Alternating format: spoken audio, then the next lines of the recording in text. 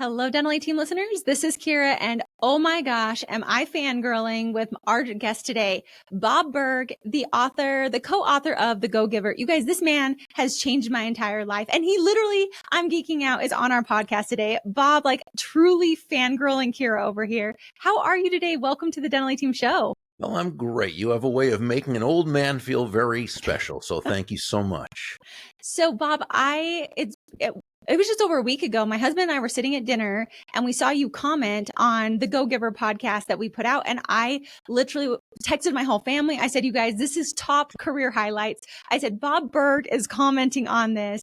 Then you and I Instagram messaged and I was just totally inspired by you. I'll share a little bit of my story, but you guys, honest to goodness, Bob, you've changed my life, and Dental A Team is here because of your guys' book. And so before I get into my whole story, I feel like the listener should know a little bit about you, and you're the co-author of The Go-Giver. I'm going to share, guys, why The Go-Giver is such like today, I couldn't even sleep. Like, this is better than Christmas for me because it's truly just been a life-changing book for me and my whole life. But Bob, tell us a little bit about yourself. You are this incredible author. You've written so many things. You're a keynote speaker across the globe.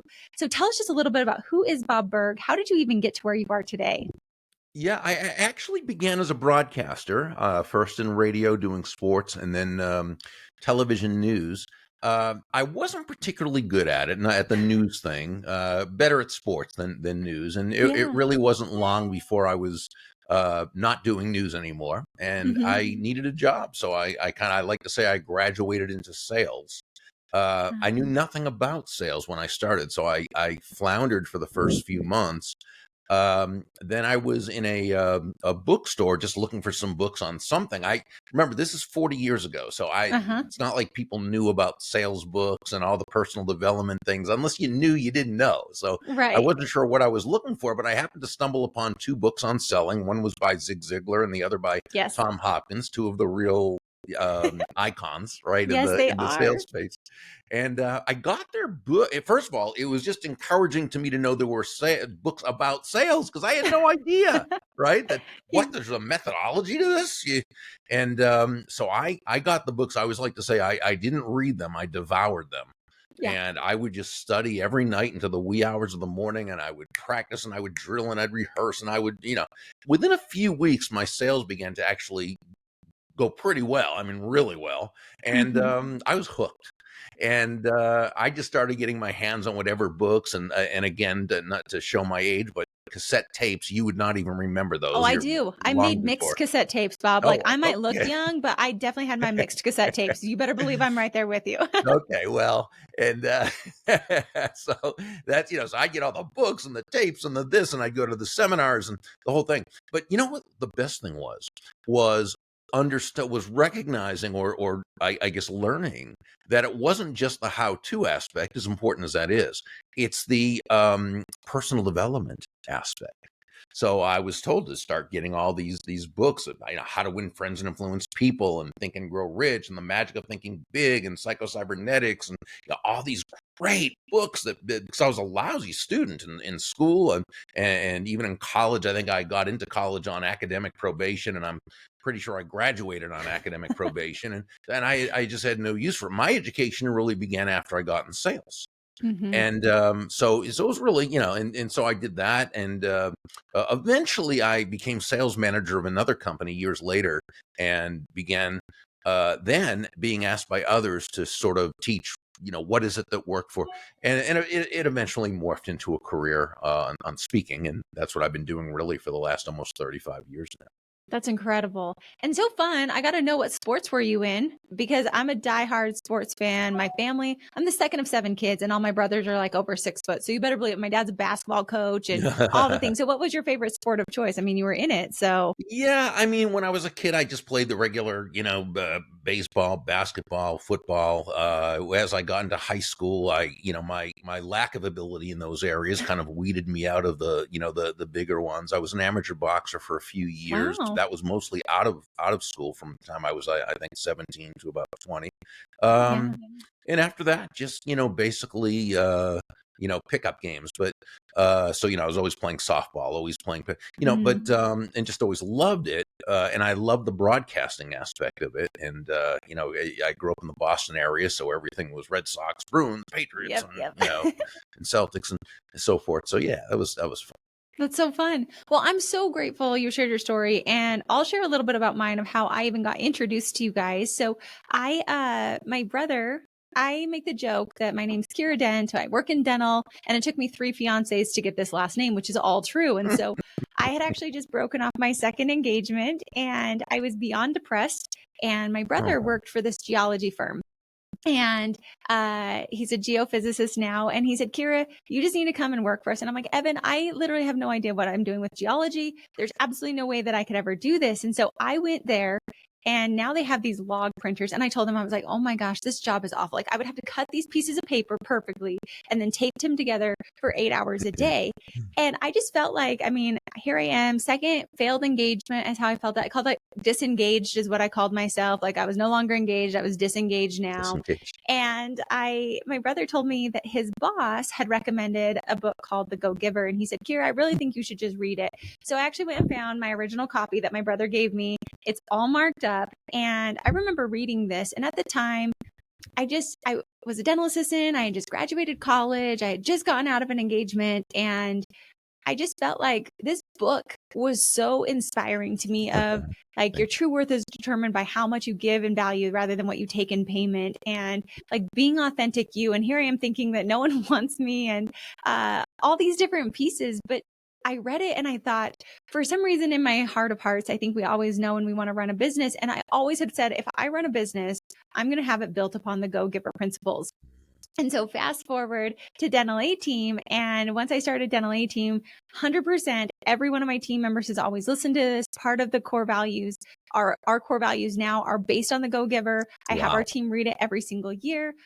During COVID, when things were just hard, I thought, how can I help all of our dental clients? And I literally shipped the Go Giver book out to every one of our clients and said, hey, this is a book that I think can inspire you, that can change your life. And so when you wrote on my LinkedIn post, I was like, oh my gosh, this guy that I have like loved and listened to and read your work for so like I reread the Go Giver at least once a year just to remind myself of how to just always be giving more value than we take and to be loving more and to serve more. And so, Bob, I just want to say thank you for writing incredible work and for changing my life personally. And now the lives of so many. So then when I was like, hey, let's do a follow-up to the podcast where I just talk about how much I love this book, I really just want to hear the flip side of it. Like, of course, everyone always says, like, why did you write the Go Giver? So I do want to know that, but I also want a secondary question of why you wrote the Go Giver book. Did it actually result in what you wanted, or was it a different result than what you guys even thought it would be after you wrote the book? So one, why did you write the Go Giver? But then I definitely want to know the follow-up. Sure. And first, I want to make sure to credit my co-author, John David Mann, because he was really the lead writer, the storyteller. I'm a how-to guy. I'm step 1, step 2, step 3. You and So me both. I'm actually relatively boring. I'm sure you're not boring, though I am. But he's just a brilliant writer, and this never could have happened without John. Yeah.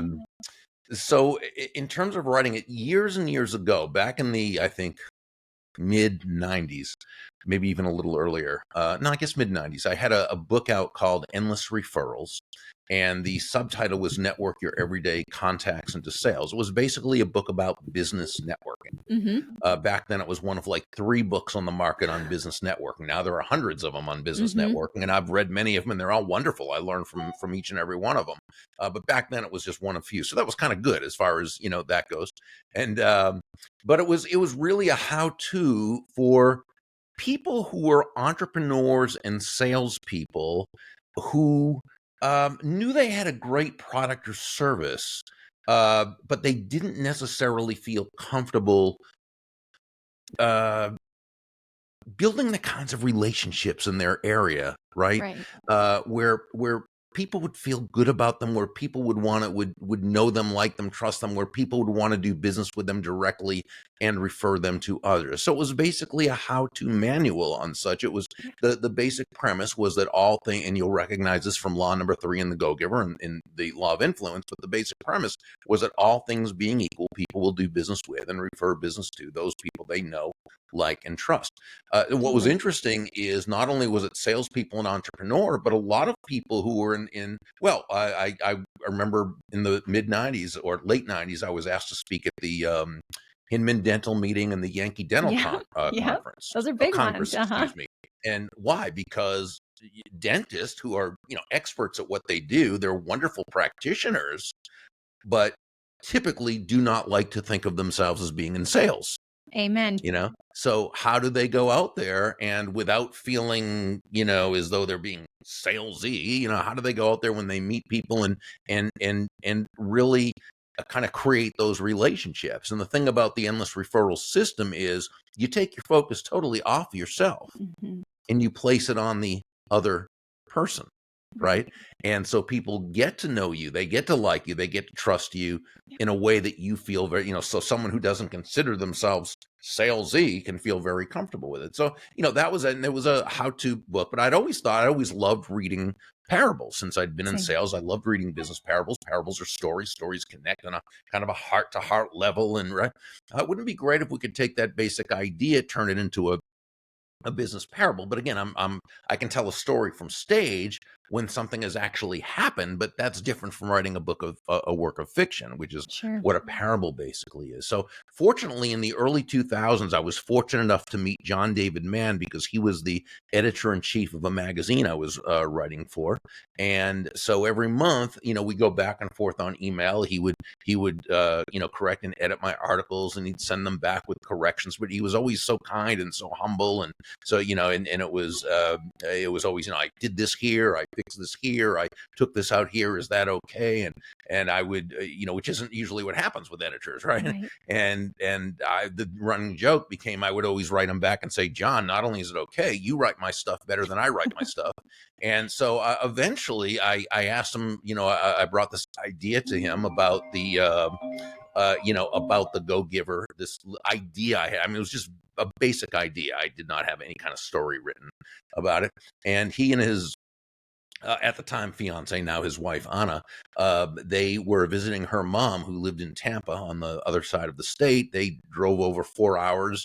One afternoon we had a 3-hour dinner and we discussed the idea of the book and what it would be. And as they said on Seinfeld, yada yada yada, right? And eventually, and here we are now. And he agreed to be the lead writer, storyteller for the book. Now it didn't take us a long time to write the book. Once we started, the tough part was finding a publisher who wanted to publish it. Our Mm. agent we got turned down by 24 publishing houses before the Wow. 25th one picked us up, and a Portfolio, a division of Penguin Random House, and they turned out to be such a great publishing partner. So it was the right people at the right time. That's incredible. And I am so glad you did bring up John David Mann, because of course we don't want to leave him out as well. There was so much to it, but I'm curious, Bob, from what you guys had talked about at that 3-hour dinner, is now like there's such a community of the Go Giver. You guys Yeah. have your daily emails, you've got the community of people, you guys have Mhm. taught this into so many different organizations. Is what you thought of what it created? Is it more than what you thought? Did it just evolve over time? Like, because I'm so curious, because I think so many like dentists, right? They have a vision of what they want their practice to be, and then it evolves into something.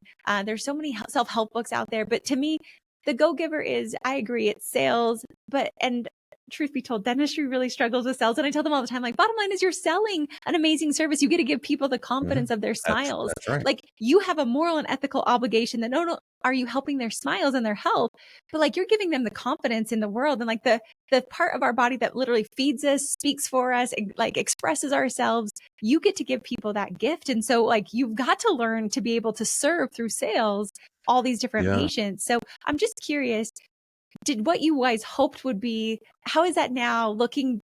Like now you get to look back and you get to reflect on your legacy of the Go Giver. How did that turn out from what you were expecting it to be at the time? Yeah, I thought, and we both believed that the marketplace was ready for it. That we thought it would be well received. I don't think you can ever know when something's going to hit that big. And now it's sold. Just the first book itself in the series has sold like 1,250,000 copies and so forth. I don't know if you ever really know that it's going to do that, because there's a lot that goes into that happening. You have to have a really great base of people who are your what we call in the book personal walking ambassadors, and you never know if Mm-hmm. that's going to happen, but it did. So yeah, we expected it would be successful, but I'm not sure we knew that this was going to really Sure. happen. Um, Sure. but yeah, so but getting back to a great point you made when you're talking to the dentist about sales, because when you think about it, what is selling, right? And Mm-hmm. by definition, selling is simply discovering what the other person needs, wants, or desires, and helping them to get it. Brilliant. That's selling. The Old English root of the word sell was salan, which literally meant to give. Okay, Mm-hmm. so when you're selling, you're literally giving. Now, someone might say, "Well, wait a second, Berg, that's clever and all, but isn't that just semantics, right?" And I don't think so, because when I you don't. think about it, what are you really giving when you're selling? If you're in a sales conversation with a patient or a prospective patient, what are you giving when you're selling? You're giving them time, attention, counsel, education, empathy, and ultimately immense value. Mm-hmm. So understand that, yes, as a dental professional, you and those on your team, right, are selling. Yes. And when you look at selling from that foundational premise, you see it's really, as you said, and I thought you made a wonderful point about it, it's a very positive aspect of your business. It's not a necessary evil, it's a wonderful part of it. Yeah. And I'm so glad you brought that up because I mean, I can speak authentically. I didn't share this part of the story, but also I had just had that fiance I left, he had kind of smashed my face into a wall, and Oh, I now had a lot of dental visits. And oh, so not only am I I'm reading The so Go sorry. Giver, but I'm also back into dentistry and realizing that like they're giving me my confidence back, they're giving me my life back, they're Absolutely. giving me the ability to smile again and to feel confident with that. And those are things that I don't think dentists. So I'm like, when you think of sales, yeah, you better learn to do this because Oh, people like Kira, people like you, every single person needs dentistry and we need to have that. And so that's why I was so excited because I think like as a leader, it's such a brilliant book on it. Because I think as leaders, we need to sell our vision to our teams. We need to be able to inspire them. And how are they going to treat our clients and our patients and whomever is coming in our way? And how are we always going to be referring to other people and giving more value than any person ever expects from us? mhm. I say that constantly, and it literally has come from the Go Giver. But I'm curious if you could go back, is there anything you would have changed in the Go Giver? Or are there anything you would like? I mean, you guys have written a whole series, so I would imagine there's a few things, but learning what you know now, would you add any changes to those 5 laws or would you expand upon any of them more? Would you reorder them? I'm just curious. Or you're like, nope, we Well, think that it still is exactly how we wish, like how we'd want it today. well, basically it is, but there are a couple of things that I think we change. One is, you know, we like people to know that the opposite of a go giver is not a go getter. We love go getters because go getters take action, Yeah, right? And that's so important. And as business people, as practitioners, you know, we all know that you can have the nicest ideas, the greatest of thoughts, and the best of intent, but without action put into the mix, nothing's going to happen. It mm-hmm. simply cannot happen. So, you know, we say to people, you know, be a go getter, person of action, and a go giver, someone who is Mm-hmm. absolutely laser focused on providing immense value to others. Be a go getter and a go giver. Just don't be a go taker. That's the Mm, person that would be the opposite of a go giver. That's the person who feels entitled almost to take without having added value to the person, to the process, to the situation. In the story, when Gus says to Joe, "I'll say this for you, Joe, you're a real go getter," and Joe says, "Thanks," and Gus says, "Well, don't thank me yet." I think people got the idea that being a go getter wasn't a good thing, and that's not sure. what we were saying. What we were saying is Joe was a go getter, which was great, but he was also a go taker. At that Mm-hmm. point, what we Mm-hmm. wanted was for Joe, through the mentorship he received, was to be a go-getter and a go-giver. So I think we would have made that point. And when we redid the book, the next edition of it, in which we put question and answers in the back, a Mm-hmm. discussion guide, we did answer that. But that's sort of like, you know, a headline in the newspaper on the front page, and then you correct it on the, you know, the Sure. last column on the 28th page. You know, so you know, there was that, and so there were, you know, a couple of things in there that we may have explained a little bit more. The tough thing is, in a parable, you can't really get into the nitty gritty of Sure. explanations. It is by definition almost a more of a 30,000 foot view. which I love. And I love that because I feel like it helps get you out of the like head and into the heart Right, of listening exactly. to a story. And I also like that it's fuzzy because as I reread this book many times at different phases of my life, different phases of business, you pick up different pieces and you Right. see the characters in different ways, which is why I love the beauty of it. I'm curious from your angle and from looking at this, which one of the five is your favorite and why? Because of course, like we like they all stack, but I'm curious, like if you could only have Yeah. one of them, which one would you take for you personally? So yeah, and I think it is an individual thing that we Mm-hmm. all relate more maybe to one of the laws. They're all just as important because without any one of them, you can never get to that complete, area of stratospheric success as we talk about. But mine, I think the one I relate to is more the law of influence. Mm-hmm. And and I believe that's such an important element, such an important aspect of success. I believe the ability to influence, which really, when you think about it, is about people skills. Is That's really the difference maker between that person who's reasonably successful and that one who's absolutely stratospherically successful. They're able to work with people in such a way that they attain the results they want while helping other people feel genuinely good about Mm-hmm. themselves. Mm-hmm. So I'm going to ask, this is where I'm geeking out because I've been dying to ask you all these questions. Like I've thought about them. I've been so excited. My husband and I was like, oh my gosh, I feel almost like stage fright of I want to ask him all these things. And, because what I was curious on here, we did a internal book club in our team, and then I create the podcast for the external podcast family. Uh, but I asked the questions of, do you guys really believe this? And I mean, I've been on this journey for the last 15 years. I've been a huge proponent of it. And I asked the question because I got jaded the other day and we did this like service and we were helping this woman out. And I was so annoyed because it felt like I was so excited. And my husband and I, we like sacrificed a ton of time and money and she had no idea.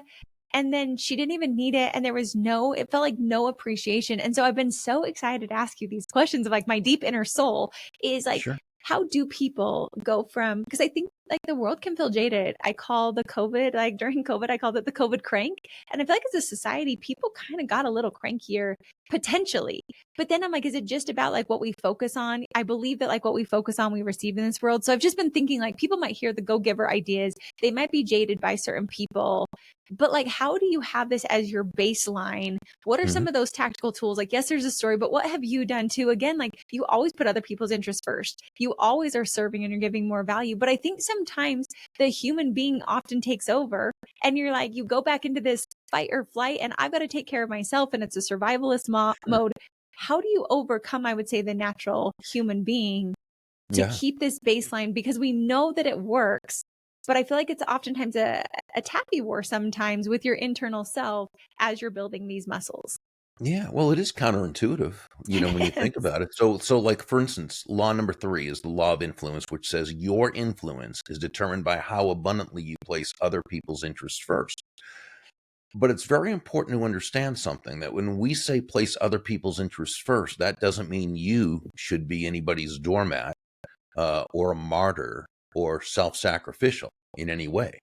Okay, absolutely not. It simply is Joe, the protege, learned from several of the mentors, and you and I were discussing this earlier. That the golden rule of business, the golden rule of sales, golden rule of business development is that all things being equal, people will do business with and refer business to those we can say dental professionals they know, like, and trust. Well, here's the thing: there's no faster, more powerful, or more effective way to elicit those feelings toward you from others than by genuinely and authentically moving from that I focus or me focus to that other focus. Looking to, as Sam, one of the mentors in the story, advised Joe, make your win all about the other person's win. Now, why is that so?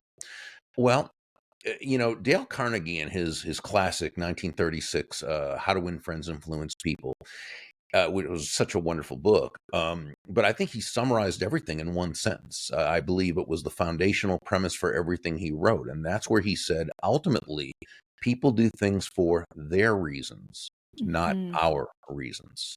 Yeah. Okay. That is human nature. And it's a truth. Okay.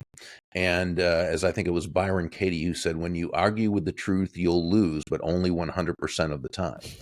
So we need to understand that that is how people operate. Okay. And, when I used to speak at sales conferences, now I do them virtually, but I used to be on the road for years and years and years Yeah. and in doing those. And I could be standing in front of a whole room of salespeople. And the first thing I'd say is, nobody's going to buy from you because you have a quota to meet, It's right? true. They're not going to buy from you because you need the money or would like to make the sale. They're not even going to buy from you just because you're a really nice person. They're going to buy from you because they believe they will be better off by doing so than by not doing so. Okay. And it's the same as a dental professional in the patients that you're dealing with. Okay. So it behooves you. It's actually there's no faith that comes into play where you have to say, oh, but if I just do this, will it really work? Yeah. It takes more faith to believe that people will do business with you if you're nasty and self-centered. True. Right? Because Yeah. why would they want to do business with you? Right? Yeah. It takes a lot less faith to think, well, people will do business with me if I'm a really good person. I take Mm-hmm. care of them. They know that I have their best interest and well being at heart, and I place their interest first. Mm-hmm. Right? Yeah. So, but we're dealing with human beings, and not everybody is going to be appreciative of what we do. Not everybody is going to express themselves in a way that we would like them to. One thing that we need to understand is that when we're providing what we believe is of value to another person, value is always in the eyes of the beholder. Okay. Value Amen. by definition, um, where price is a dollar figure, a dollar amount, value is the relative worth or desirability of a thing, of something, to the end user or beholder. In other words, what is it about this thing, this product, service, concept, idea, procedure, what have you, that brings so much worth or value to another person that they will willingly exchange their money, let's say, for it in this case, and be glad they did while you make a very healthy profit. Okay. Mm-hmm. Mm-hmm. So the key is that it's not what we believe is of value to them or what we believe they should believe is of value to them. It's what they believe. So that's why it's incumbent upon us to ask the right questions, do the discovery, and find out what is it that person's going to value and appreciate. Brilliant. Like I'm just sitting here and I can't wait for my team to listen to this podcast back. I can't wait for Well, the thank dentist you. to hear this because there's so many truth pieces that you're putting out there. And I love because I feel like it does become a way of life. And I love the story of Joe because Joe is not this person and he's expected to do every one of the laws that day and Right. put it into place. And really just seeing him transform on things that are, like you said, counterintuitive. And I feel like Yeah. so many things in business are counterintuitive. And I think that that's why I love the game of business. I call it the game of business It is. because Yeah. I feel Love like it. business, we think we go into business to better ourselves. And I feel like business is the refiner's fire that changes and morphs us into ultimately who we want to become. And so Mm, learning that and seeing that in the Go Giver, seeing that through sales, seeing that through dental offices change and evolve. It's always crazy to me when I'm like, no, no, no, no, no. Like you offer such an incredible service. People will happily write you a check. I remember I had one client and he wrote me this thing and he said, Kira, I just referred you to someone else. And I told him, if Kira is the right fit for you, you write a check to her every single month with a smile because she has completely changed your life. And I I thought love those that. are the things that make you just want to keep doing this. And so it's such a crazy thing. And I love how to influence people and just what I've learned through all of this is we all go into this thinking. I know I went into this to, I wanted to have a business. I wanted to influence and serve more people. Yes, there's a monetary piece to it, of course. Like I've always Mhm. been intrigued by it. It's fun for me to figure out the numbers in business, but it's Absolutely. crazy to watch who I've become through business, who I've Ah, ah, become ah. through serving more people and loving more people. And like you said, people can feel that authenticity. You can't say Mhm. it and not truly believe it internally, Right. but the internal is through the external output of how you really do. So it's just been a beautiful thing. I would ask my last question as we wrap up. I'm so just beyond grateful for you. So I hope you just know like how much you've blessed and influenced my life and just truly grateful. And I would ask if you could, like you mentioned with Dale Carnegie, If you could summarize the Go Giver into one pinnacle statement, what would you say? Like if we just took only one line from it, I know that might be a feat. Hopefully, I'll give you a second to kind of think because I'll keep chatting. But if you could have that wrapped into one, and it's not going to be perfect, it will change. It's who you are today, the experiences you've had. What would you say would be the one sentence or I'll give you a paragraph, whatever you choose to do, to take away from the Go Giver and how how it's changed your life or what you'd want people Well, to take from that I, one I, one I would statement? say this. I'd say it's understanding that being a go-giver is recognizing that shifting your focus, and this is the key, shifting your focus from getting to giving. Now, when we say giving in this context, we simply mean constantly and consistently providing immense value to others.